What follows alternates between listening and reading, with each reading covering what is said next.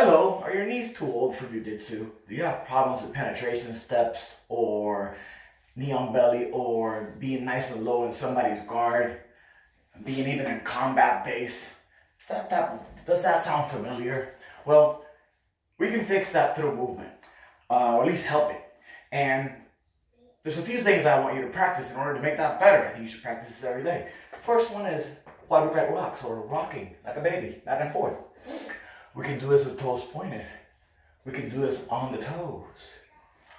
We can, instead of just going side to side, or front and back, we can go side to side. Like a windshield wiper type movement.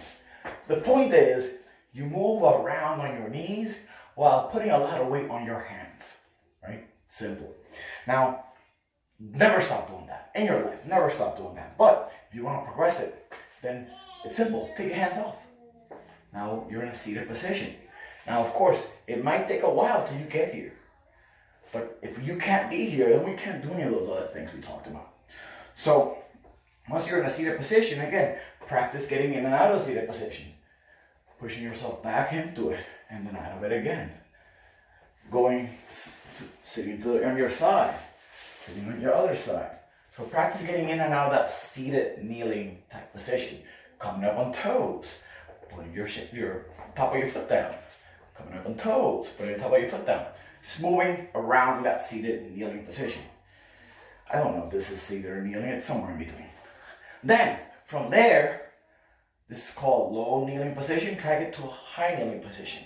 Get good at this. Driving your hips forward, thrusting from there. Right? It's kind of like a deadlift motion, a squatting motion, but we have a lot more contact on the ground. And again, here you can always put your hands down. Always put your hands down. Now, from there, we can start moving into lunging positions. Boom.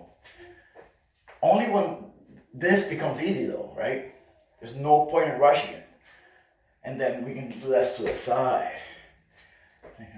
So we can play forward, we can play back. Obviously, once that becomes easy, then we can start thinking about doing it all the way to standing.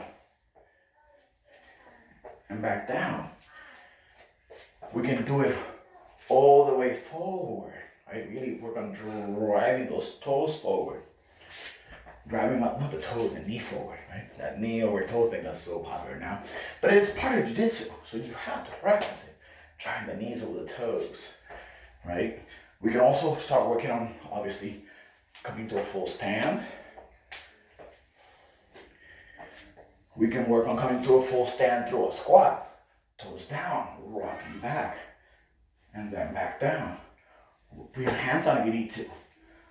Put your hands down, hold on to something if you need to, right? Because again, if you can be in this low squat and move in and out of it easily into a lunge, then playing all those tricky, low, not to knee bend jiu-jitsu positions becomes obviously way easier.